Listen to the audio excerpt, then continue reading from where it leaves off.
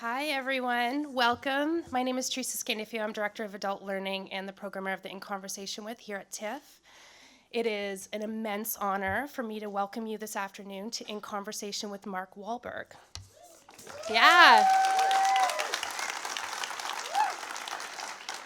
Just a few reminders. You know the drill. We ask that you please put your phones on silent. We really mean it. Please put your phones on silent. Taking photos or recording video is not allowed at any point during the event, but we encourage you to tweet using the TIFF hashtag TIFF16. During the audience Q&A, wait for the microphone so that he can hear your question, we can hear your question, not a comment. This afternoon's In Conversation With event is part of an ongoing series brought to you by TIFF's Adult Learning team. Our initiatives provide audiences with a platform and opportunities to watch, talk, and learn about classic and contemporary cinema through in-depth onstage conversations. Among other things, adult learning offerings include master classes and In Conversation With events with highly respected artists, filmmakers, subject experts who inspire a deeper understanding of cinema and culture outside the festival. These events take place at our year-round home, TIFF Bell Lightbox, where you're sitting right now. It is now my distinct pleasure to introduce your host. An award-winning host, interviewer, and entertainment expert, Dave Karger has made over 160 live appearances on NBC's Today Show and is a regular contributor to E! And Access Hollywood. Formerly a senior writer at Entertainment Weekly and chief correspondent at Fandango, he now serves as special correspondent for IMDb. You are in good hands. Please welcome Dave to the stage.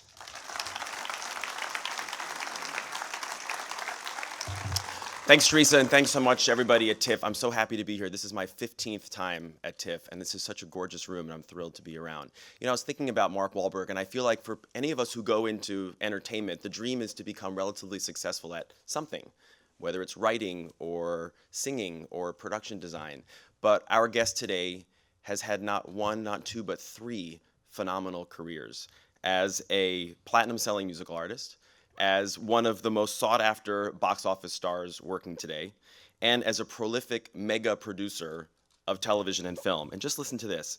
As a recording artist, he received Grammy and American Music Award nominations. As an actor, he's had an Oscar nomination and 2 Golden Globe nominations. And as a producer, he's had an Oscar nomination for Best Picture and 7 Emmy nominations.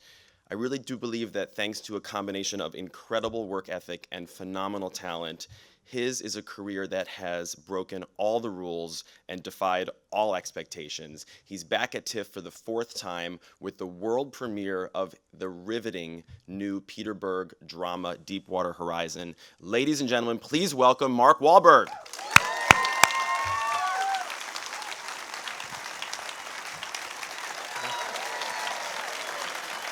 Thank you, Dave. Thank you very much. Thank you. Hello. How's it going? Good. This is a How are you beautiful guys? space, Why are beautiful all these room. people here? So basically, Mark Wahlberg, this is your life, because we're going to do a little bit of a trip down memory lane and talk about 10 or so projects in your film and TV career and see what you remember. And of course, I have to start with Renaissance Man in 1994, because I feel like that was the first time that someone gave you a shot to show what you can do as an actor. Do you feel like Penny Marshall, who directed that movie, was one of the earliest, biggest supporters of that transition for you? And who else were the people who really gave you the encouragement to do that? She was definitely the most influential. I grew up loving movies. That was my dad and I's favorite thing to do, spending time together. He would take me from a very early age to see very unappropriate movies for my age. The first movie I ever saw in the theater was Hard Times with Charles Bronson, James Coburn, directed by Walter Hill. What was that rated?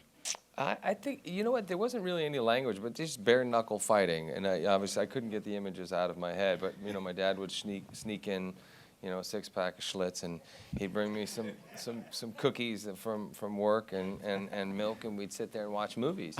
And I had a couple of managers and people that were involved in my music career that were trying to kind of push me into the idea of being into movies and being an actor. And I didn't want anything to do with it. I just thought, no way, I'm this badass rapper. I'm not going to go acting, you know. not going to happen. And then they would push me into going to these meetings, and I met with various filmmakers. The most memorable probably being Bill Duke, who was directing Sister Act 2. And they thought, well, this is the perfect part for Mark Wahlberg. It's the white rapper in Sister Act 2. Said, I'm not doing that. And then... Who did it? A very talented young actor. I don't remember his name, but he was very talented and, you know, probably did a wonderful job. But it wasn't for me. And then I met, there was one other role that I was offered that I was being pushed to do, which was kind of like this roller hockey bad boy. They're kind of like the villain role in this movie. It was just not for me. And then they said, well, would you be interested in meeting Penny Marshall? Her and Danny DeVito are doing this movie. I said, is that the woman from Laverne and Shirley? And they said, yes. And I said, I'll go to the meeting. I said, I don't want to be in the movie, but I grew up watching them. And so I just wanted to meet Penny. So I went, and we she had seen me at the APLA thing when I ran down the runway for Calvin Klein in my underwear. And she was like, who's that guy? And I said, so she brought me in for the meeting, and we kind of talked, and you know, I really just could identify with her. She's from the Bronx. She's a neighborhood girl. We just kind of spoke the same language. So she said, how come you don't want to be an actor? And I said, I'm not an actor. I'm a rapper. And she goes, you act like a rapper. You are an actor. And I said, really? I said, well. I said, okay. And, so then she goes, just go out and take these sides, go out and try to learn the lines as best you can and come in and, you know, do an audition for me. So I was like, well, I don't have anything else to do for a couple of hours. I said, why not? So I went out, and that day I ended up reading for like 5 different roles. And I just had such a blast. I spent a couple of hours with her and Danny. Wow. And I didn't want to leave. And so then I was like, well, this is kind of fun. And it wasn't like any of the other experiences that I had. And so then I went and I got a call saying, Penny wants you to screen test, but you'll have to fly yourself out to LA. And I said, absolutely. So then I went and screen tested, and it was a weird type of audition process because it was very much like auditioning for a TV show. She's all about chemistry. So she had 4 or 5 guys in the room for each part, and then would kind of alternate you from one role to the other. So you were like right there competing with the other guys for the part. But you know, I left that experience really hoping I was going to get the part. And then, of course, while I was out there, I got into a fight. It was in the newspaper. Oh, no. All this stuff started happening. And Penny called me the next day and was like, what are you doing?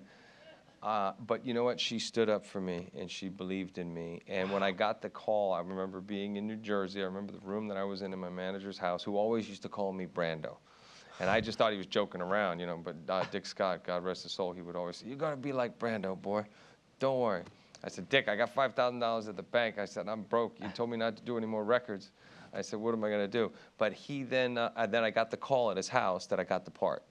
And I was ecstatic. And then from that experience on, I remember every day wanting to go to the set, regardless if I was shooting or not, because I wanted to watch what everybody did, both in front of and behind the camera. That's a great lesson, that you can listen to people who believe in you, even if you don't believe in yourself. I think that's a really interesting story that I never knew about, that these people So I literally, from that point on, when I got the part, I kind of panicked a little bit. And I was like, all right, I just got to go now and watch all the movies that I watched with my dad. So I would just watch Steve McQueen movies, John Garfield, Robert Ryan, Edward G. Robinson. You know, those are the guys that I grew up watching. And then I just kind of winged it from that point on. Wow. But yeah, that was pretty incredible. And now you're in movies that people will watch to learn about films, and that's a great segue, because I want to talk about Boogie Nights, which I feel like was such an incredible turning point. And before I ask you about it, we have a clip from your performance. So let's take a look at Boogie Nights.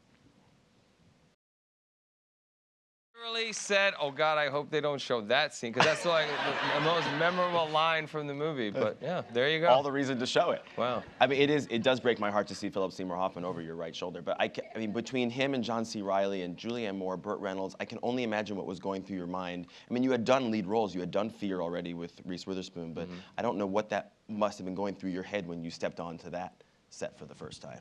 That must have been scary. No, I mean, people always ask me, I've worked with, I've been very fortunate to work with a lot of talented people. I mean, I've worked with Robert Duvall, who reminds me so much of my dad. I've worked with Jimmy Caan, Jack Nicholson, Denzel. I mean, I've worked with so many great actors, John Malkovich in Deepwater Horizon. I start working with Anthony Hopkins Thursday in England. And people are always like, are you intimidated? I'm like, no, you work with these guys, they make you look good. It's like, and I've always felt like, if you want to be good, you got to be surrounded by other talented people. And for me, no, I mean, anything after jail is not scary. It's just not scary. It's exciting. And, I kind of got thrust into it anyway, because when Paul Thomas Anderson and I met, reluctantly, because I read 35 pages of the script, and I was like, this could be really great, or this could be really bad. I mean, is this the guy who just wants to kind of exploit me because of the underwear stuff? And Showgirls had just come out, and it was like, I don't know. But then I met with him, and Philip Seymour Hoffman and John C. Reilly had come to the meeting. And so it was supposed to be a general meeting, and then, of course, it's like, let's just read the script. And then it turned into an audition. So I literally auditioned cold right there, and he offered me the part that day. But no, I was always just excited at the opportunity to work with talented people. I love Three Kings. That's one of my favorite movies that you did. And that's the first of 3 movies that you made with David O. Russell. Do you remember meeting him for the first time? Because he is a true character. Yes, I do, actually. And he always talks about it. I saw him not too long ago. He always talks about it because I was in the middle of doing The Yards with James Gray and, Faye Dunaway and Joaquin Phoenix, Ellen Burstyn, Jimmy Caan, Charlize Theron. And I was so into that character, and I was getting a little too method back then. I was like writing poetry before we were having this meeting, and he was actually really pushing for Spike Jonze, which he had never acted before, and the studio was a little against it. They wanted another name in that part. So I was actually reading with Spike that day to kind of help him get the part. And David just kept talking about how weird I was being, and I was just mumbling, and he basically thought I was trying to do like a Jimmy Caan imitation. But yeah, that was our first meeting, and we really hit it off. So you worked with him 2 times later, I Heart Huckabees and The Fighter. When in the process of Three Kings did you kind of have it in your mind that this was a guy you wanted to work with again? Is it when you're on the set with him and you're seeing how he works, or is it after you've seen the finished product? No, right away. I mean, I just love the fact that he was so fearless, and he allowed me to feel extremely comfortable. It's one of those things where coming from, and I've had this experience quite a few times with other guys who've come from a musical background, you're always worried about looking cool, right? And so if you're doing something where you kind of come across as weak or vulnerable, it's a lot more difficult. And so I would always, and David, anytime you work with a writer, director, obviously they're very specific. I mean, I'll work with James Gray, and he'll give me 50 line readings for 1 word. And that's at an ADR session. Wow. That's not on the set. Wow. We'll be sitting there doing ADR, and I'll be like, the line is, I'm just saying Joaquin's character's name, so I say Willie, and he'll be like, Willie. So I say, Willie. He goes, Willie. I go, Willie. Willie. And I'm like, we'll do this for 2 hours. I'm like, just tell me how you want to do it. So David was so funny and so open. He would act out all the scenes and all the parts for everybody, which I just loved. So then I would make him do all kinds of crazy stuff, and I had to cry over Spike's body. David, show me how you were doing it. Show me, do it again, do it one more time for me.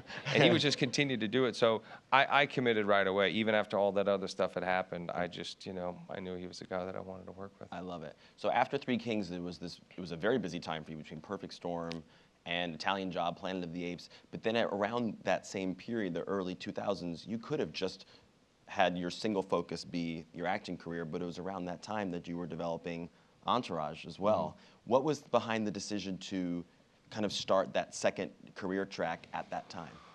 Well, we always wanted to, myself and my producing partner / manager, Steve Levinson, we always wanted to produce and develop our own material. I always felt like, okay, there's this great movie, and, it's out to Brad Pitt right now, but as soon as Brad Pitt passes, they're going to come to you. So I was like, I was constantly waiting for somebody else to pass on something to get my hands on it. So I was like, I don't want to do this, So we We wanted to be in the television business, but we really wanted to be producing film. So as we started working with Ari Emanuel, who was the inspiration for Ari Gold, he basically had come from television. So he was extremely helpful in getting us into the TV business. So that was our way into producing. And as we started producing in television, obviously you have a lot less time and a lot less money. And it was kind of as the DVD business was declining. So we just started to apply the television producing approach to the films that we were making. And we became successful. But we were literally just wanted to develop our own material and didn't want to wait for everybody else to pass until we got our hands on something. Okay, cool. We've got to talk about The Departed. One of my absolute favorite performances of yours. I just love the character's name, Dignam. Let's show a clip. This is a great, great moment. The guy playing the federal agent who walked in after, that's my brother Bob. That was the most fun, giving him shit. Yeah, he tortured me as a kid, so. Was that a fun set? Because the movie really had both strains, like of really serious but also funny. What was it like when you were doing it? Nobody had fun when I was around, because I was very much that guy, and I was. But he's hilarious. Yeah, but it comes across as hilarious, but it wasn't fun during the time. Like Marty would be like, "Oh, you're really into this," he'd be taking his nap, and all of a sudden he'd hear me yelling and screaming outside. But it's funny because I was actually shooting Four Brothers in Toronto, and then they called me, and they were like, Marty wants to talk to you, and I was like, okay. So Marty goes, "Hey, I'm really excited that you're doing this. You decided to play the part of Dignam," because I was going to play another part in the movie. And stuff happened with the studio, so it didn't work out. So I said, "I'm not playing the part of Dignam." And it was just silence.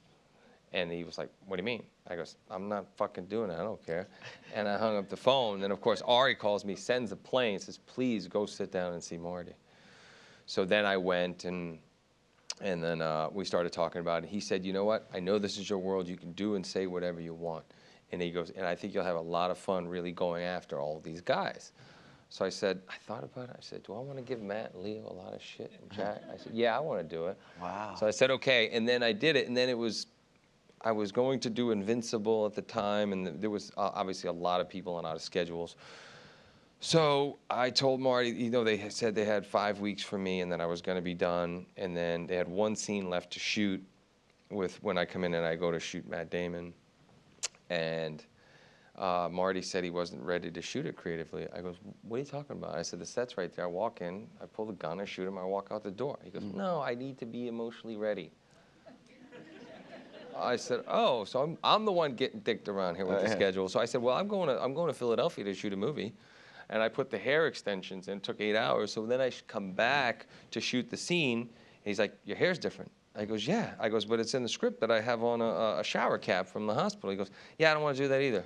I goes, "This shit took 8 hours. I'm not fucking taking it out." So, of course, he fires it became this whole thing. So we had to shoot it with it. And then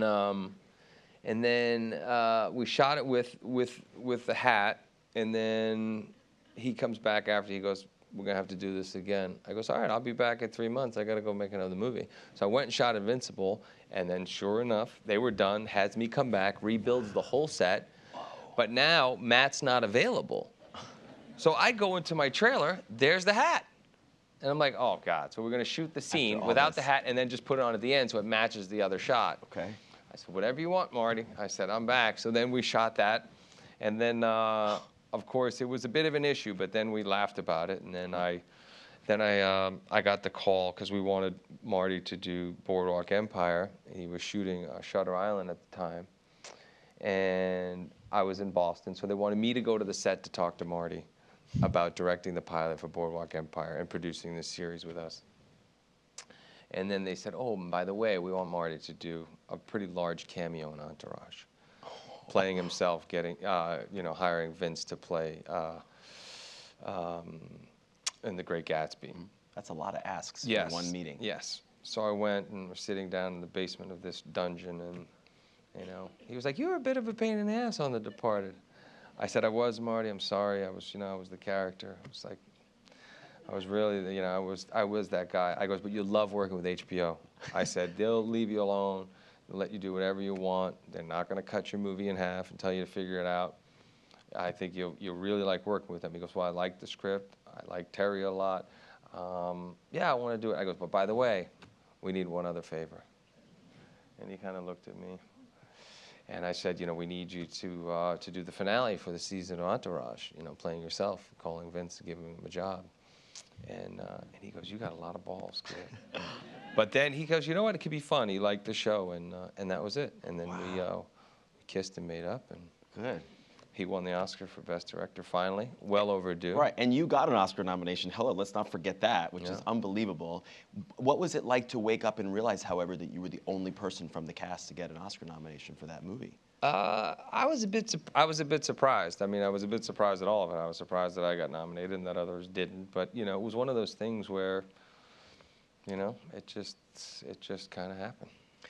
I want to talk about The Fighter, which you produced and starred in, and I'm totally name dropping here, but I was chatting with Amy Adams last night, and I was telling her that I was going to be doing this with you, and she said, well, he was the glue on that set. He kept the entire thing together, and I really appreciated that. And she could tell that that's what you really wanted to be on that set.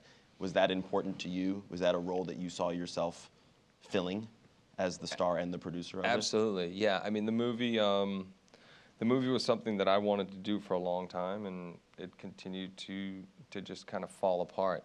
Darren Aronofsky was directing at one point. Brad Pitt was going to play the role of Dick Eklund. And then his schedule wasn't working out. Then Matt Damon was attached to play Dick Eklund, and that wasn't working out. And then we lost Aronofsky, and then it was like, you know, it was a full-blown big studio movie at the time. And then I was just determined to get it made. I had already trained for probably 2 years at that point, and you know, I promised Mickey we were going to get it made. And so we were then kind of meeting other directors. We met Andrew Dominic, we met Walter Sallis, we met a lot of people. And then David O. Russell would continue to call me, and it was at a time where, you know, he is, you know, had the situation with Nailed, and so as I continued to try to convince everybody, and everybody said over my dead body and not a chance in hell and everything else under the sun, he just kept calling me, and every time I talked to him, he had great ideas. And I got in Christian's daughter, my daughter, went to the same school, and I saw him in the playground, and I said, you know what? I saw him in a couple of movies, and I think he'd make a great Dick Eklund. So I went up to him, and then, you know, I had to go to the studio. Basically, we had to get the movie out of the studio and get Relativity to finance the movie. And it wasn't until I got Christian to finally sit down with David, then he liked David, and then we got everybody else to kind of reluctantly say, okay. I had to go. I actually went to Paramount, and I had been writing notes about how I was going to convince the then head of the studio to hire David. And I basically said, you know, and he was very influential in my entire career, in introducing me to David, introducing me to Paul Thomas Anderson, and various other filmmakers, James Gray. So I went with this whole thing about, you're responsible for, you know, for my career, my success, and you have to trust me one more time. And I'm probably in the meeting for about an hour, and he looks at me and he goes, what is this about? Because I thought you wanted to star in this like weird romantic comedy called Swingles. I said, no, I want you to allow me to go make The Fighter and hire David O. Russell to be the director. And he just looked at me and he goes, do whatever you want.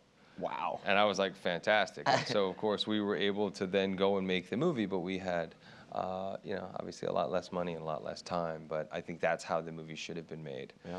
So. Let's look at a clip from it. This is a great scene from The Fighter.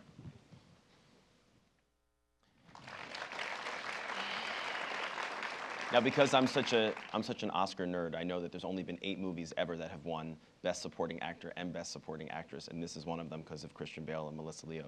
As an actor and a producer on the film, what was it like to witness those 2 performances? You know, I knew that those 2 parts were extremely special, you know. And, you know, Alice, who I got to know well, and Dickie, who I obviously spent a lot of time with. They were very, very charismatic and colorful people. And I remember talking to Melissa and saying Melissa, I had seen her in Frozen River. Sure. And, you know, it was one of those things where I made them hire Sheila Jaffe to cast the movie. And, you know, David and I, you know, because we had such a great relationship, and I was always working with him but for him, and I was always there to service his vision, and this kind of, the relationship was different, you know, because I was the driving force behind the movie. So I was telling him who I wanted and what I wanted, and it was awkward. But I loved Melissa Leo in Frozen River, and I just thought she could do it. She felt like she was a little old. I think she probably wanted to play Charlene, and I understand, but I just thought she would be so great, and it was such a great part. And it was obviously, I was just extremely proud that both of them were recognized and acknowledged in that way. Christian, you know, obviously had done so many great performances and hadn't even been acknowledged by the Academy, so it was nice. Okay, so guess what's next? Ted. Dying to know. Probably the best of all the films, by the way. I mean, if you think about it. First reaction when you heard Talking Teddy Bear? No fucking way. Absolutely not. It's such a hard movie to pitch, you know? So it's like, they tell me, okay, now listen, this is gonna sound crazy, but this guy and this talking teddy bear, stop. No way. And then, but it literally was like my reaction to Boogie Nights. It was like one of those things where they say you got to read the script. And I only heard it from my people, because when I hear from Ari, I'm like, okay, well, Ari represents Seth MacFarlane too. He makes a lot of fucking money in television. So yeah, he'll fuck me for Seth MacFarlane, right? He'll put me in Seth's movie, right? I get it. Michael Bay, he represents Pete, he represents Mark, he represents everybody that I've worked with. So I get fucked all the time, right? So, but I hear now from other people that the script is really funny. So I read the script, and 30 pages in, you're like, this could be the greatest thing ever, or this could be really bad. But you kind of forgot that it was a teddy bear, and you just thought, what a great buddy comedy. So I went and met with Seth, and then I saw the test, and I liked it, you know, and I believed in it and believed in Seth. And so it was one of those things where I find myself now driving to the Oscars, we're going for The Fighter, and I'm trying to pitch my wife my next job. And I'm telling her, and it's just a hard pitch, you know, it's just, I don't care who you are, it's a hard pitch. So I'm telling her, and I'm really enthusiastic, and Ari's there, and he's smiling, and she's just like, you're an idiot. She's like, just enjoy this moment, this is, you know, because the last time you go to the Oscars, it is, by the way, the last time I've been to the Oscars. But I just felt like, no, it could be cool. And I remember the first time I saw a rough cut of the movie, I took my wife, and she likes to laugh. But she won't laugh if things aren't funny. And just by her reaction, I knew the movie was an absolute home run. Wow. Is there another thing that you've ever done that people will stop you on the street and want to quote more often than Ted? No. I mean, it's pretty up there. You know, Entourage actually had a lot, you know. You'd be surprised how many times people say, hug it out, bitch. You know, that's a pretty good one. You have 4 kids roughly elementary school age. When will they be allowed to see Ted? I know it's unfair. There are double standards in life, especially with boys and girls. I'd show the boys tomorrow. My daughter's 18. You know? But I showed them because they were obsessed with it because, you know, it was obviously very well marketed. So we'd be driving to school and they'd see the billboard with me and the teddy bear, and they're like, Dad, we got to be able to see this movie. You and a teddy bear. I mean, what could be so bad about that, right? So I showed them the fight with me and Ted in the hotel room with no sound. And that was a bad idea because then they became obsessed with wanting to see the movie. Oh, no. And my wife was just not having it. Right. So. And it'll be a long time until they can see the Tom Brady scene in the sequel. That's just what I'm saying. One of my other favorite movies of yours that I also want to show a clip of is Lone Survivor, which is the first one that you made with Pete Berg. Let's take a look at a scene from that.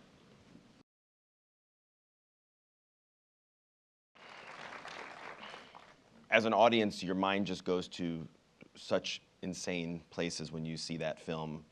I can only imagine what it was like for you to film that and the places that you had to go to bring Marcus's story to the screen. Yeah, well, it was the first. It's certainly one of the proudest moments in my career, and first time I'd ever experienced making a movie that was no longer about the individual experience as an actor or a producer. It was about them, and it was about telling that story and honoring those heroes. And you know, Marcus was right there, and it was tough because I had made 4 movies in a row that year, never with more than like a 2-week break, but with like a 40, 50-pound differential between each movie. I had done Broken City with Russell Crowe, and then I went right into the Pain and Gain with Dwayne Johnson. Then I did Two Guns with Denzel, and then I went right into this movie. And I was tired, and I was kind of beat up.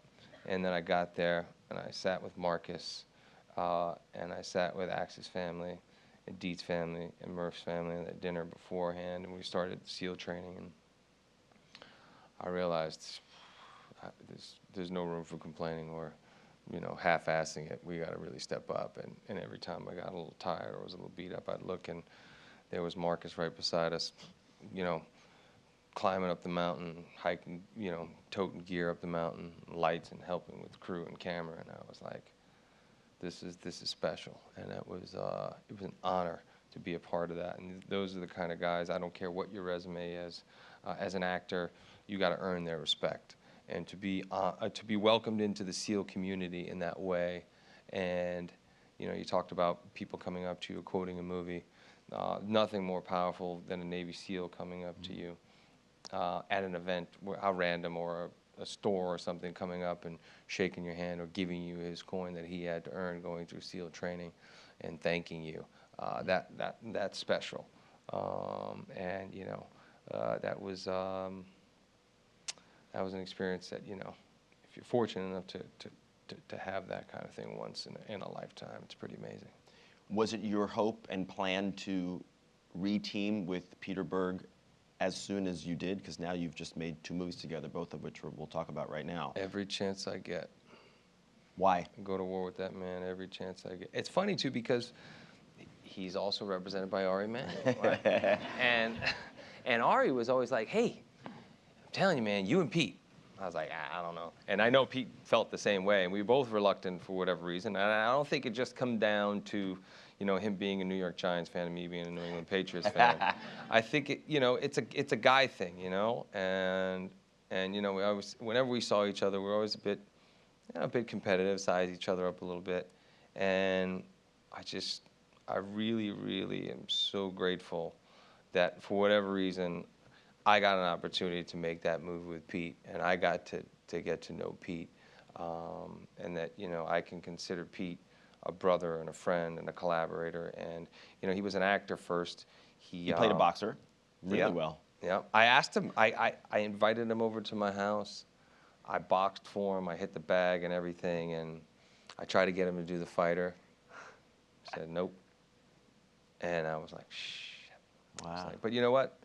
I got to make that movie with Pete, and you know, it was just a very, very special experience. He is, you know, he's such a wonderful dad, and you know, all the things that I got to learn and know about Pete as a person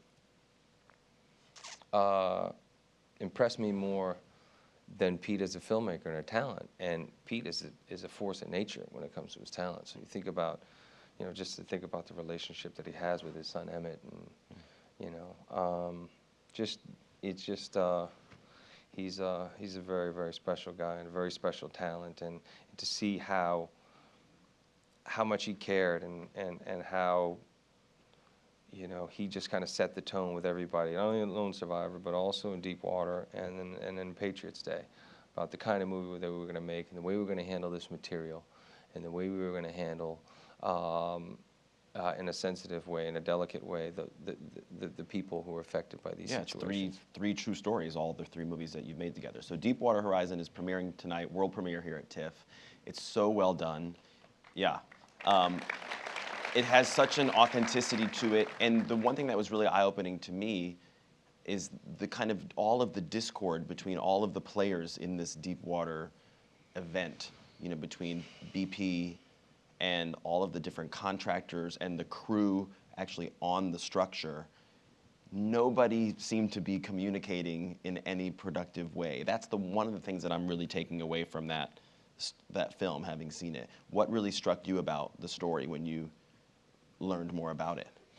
Well, you know, there's a lot of things that, you know, I mean, everybody pretty much remembers what happened, you know, in the Gulf in 2013 when, you know, the Deepwater exploded and, you know, the environmental disaster. What I didn't really realize, and maybe it's just my own a lack of paying attention or research and finding out more details or looking more closely, but I didn't realize 11 people lost their lives. So when I was approached about making the movie and then I read the script and I read the New York Times piece and everything, I was like, wow. I was like, this story needs to be told. And then, of course, I thought right away about Pete. You know, it's such a dangerous occupation. And obviously they provide these resources that we all need and, you know, the world, you know, uses on a daily basis.